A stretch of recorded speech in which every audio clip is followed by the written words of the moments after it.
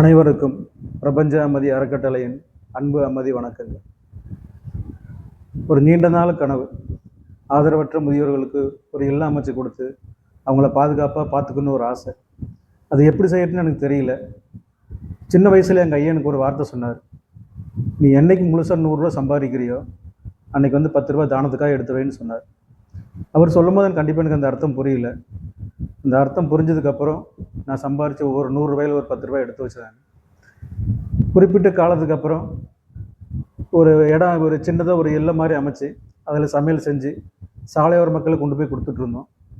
அதில் ஒரு முதியவர் என்ன சொன்னார் அப்படின்னா, தினந்தோறும் சாப்பாடு தரீங்க, எங்களுக்கு ஒரு வீடு மாதிரி வச்சு கொடுத்தீங்கன்னா நாங்கள் தங்கிக்குவோம், அங்கே எங்களை யார் பார்ப்பாங்க அப்படின்னு சொன்னார். அவர் சொல்லும் போது மனசுக்குள்ளே என்ன தோணுச்சு, ஆமாம் இது உண்மை தானே, இது சாப்பாடு கொடுத்து என்ன பிரயோஜனம், ஒரு இடத்துல இருக்க வச்சு போனால் சந்தோஷமாக இருப்பாங்களே அப்படின்ற எண்ணத்தில் வந்து ஒரு நல்ல நாள் பார்த்து ஆரம்பிச்சு விட்டுட்டோம். முதல் நாள் சுத்தமாக தூக்கம் கிடையாது.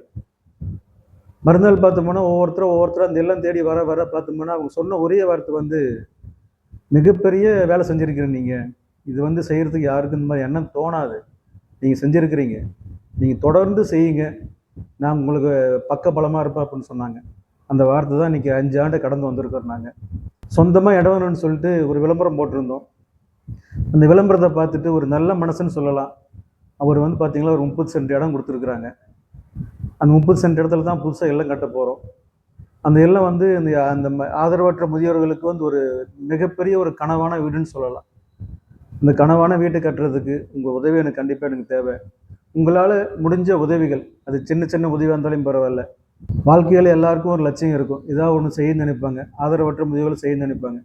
அந்த மாதிரி உங்களுக்குள்ள எண்ணம் இருந்ததுன்னா உங்களால் முடிஞ்ச உதவிகளை செஞ்சு கொடுங்க. அவங்களுக்கு ஒரு இல்லம் அமைச்சு சொந்தமாக உங்களை உட்கார வச்சோம்னா உங்கள் கனவு, என்னோட கனவு எல்லாமே நனவாகும். அதை நிறைவேற்றி கொடுக்கணுன்னு உங்களை எல்லாத்தையும் அன்போடு கேட்டுக்கிறேன்.